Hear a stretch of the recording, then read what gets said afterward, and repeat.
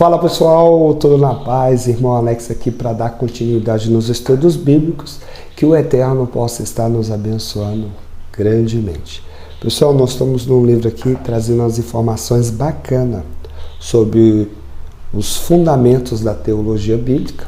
Se por acaso você não recebe as mensagens e queira receber, manda um oi para o 61 99119 2421, irmão Alex, beleza?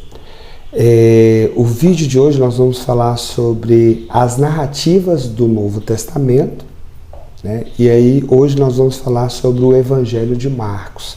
Aí nós vamos falar sobre todos os evangelhos, né, em vídeos pequenos, beleza? Então vamos lá, bora ver aqui quais as informações que traz para nós. É interessante, pessoal. Conhecimento é algo muito bom mesmo. Vamos lá. As narrativas do Novo Testamento, Evangelho de Marcos. Enquanto caminhava pelas estradas da Palestina, há 2000 anos, pouco sabia quem Jesus de fato era. Certa vez, ele perguntou aos seus discípulos o conceito que o povo tinha dele. Interessante.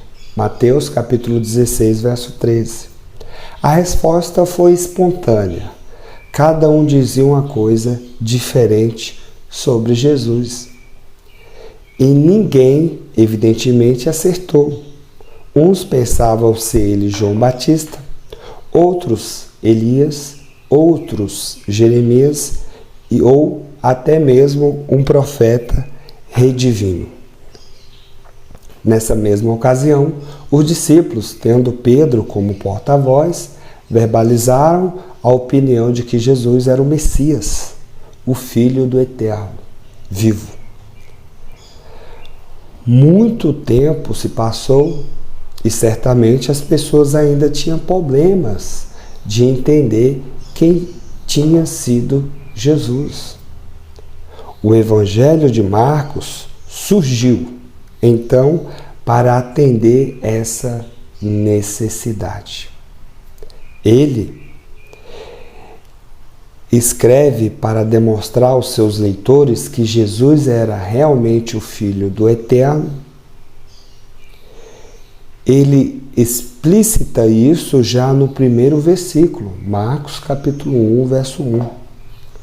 O uso da expressão Filho do Eterno para denominar Jesus, impressiona o leitor que percebe que nem Jesus usou com frequência essa nomenclatura para falar de si mesmo. Ele chegou a se chamar Filho, e principalmente Filho do Homem. Seu termo preferido, mas não costumava se chamar de Filho do Eterno. O título Filho do Eterno é encontrado no Antigo Testamento, na Bíblia hebraica, e em outros documentos religiosos, recebendo diversas conotações. Na Bíblia hebraica, a expressão apareceu com frequência no plural, filhos do Eterno. Por que eu estou falando filhos do Eterno? Mas você vai ver na Bíblia filhos de Deus, tá? Podendo se referir, ora, ao povo de Israel, Oséias capítulo 1, verso 10, ora, à corte celeste, nesse caso, os anjos. Jó capítulo 1, verso 6, Jó capítulo 2, verso 1. Interessante. Filhos do Eterno, em alguns momentos, eles podem se referir ao povo de Israel. No caso aqui, o exemplo no livro de Oséias já está mais lá na frente, né? Já foi escrito bem posterior do que ali a Torá. Então, ele se referia ao povo de Israel. Já quando tem esse nome em Gênesis, filhos do Eterno, né? Filhos de Deus, está se referindo à corte celeste, a anjos. O termo denota uma ligação de apostolado ou proteção da parte do Eterno. Em Marcos, entretanto, a expressão aponta para uma filiação sobrenatural, o que indica que Jesus, né, é filho do Eterno, de forma que ninguém pode ser. O Eterno é o Pai de Jesus, de um modo que não pode ser nenhum outro homem. As outras obras do Novo Testamento vão indicar que Jesus é o Filho do Eterno porque participava da própria natureza divina. Aí está em João, capítulo 3, verso 16, e Romanos, capítulo 8, verso 3.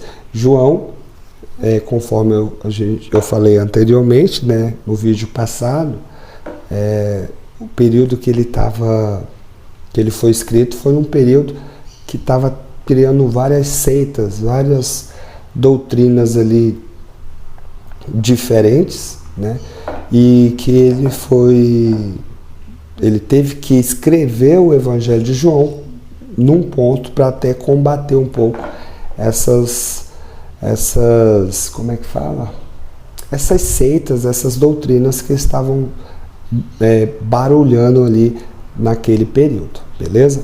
Vamos continuar.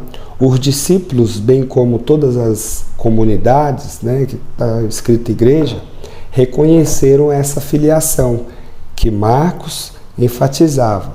A certeza de que Jesus é o Filho do Eterno se tornou então essencial para a fé dos santos.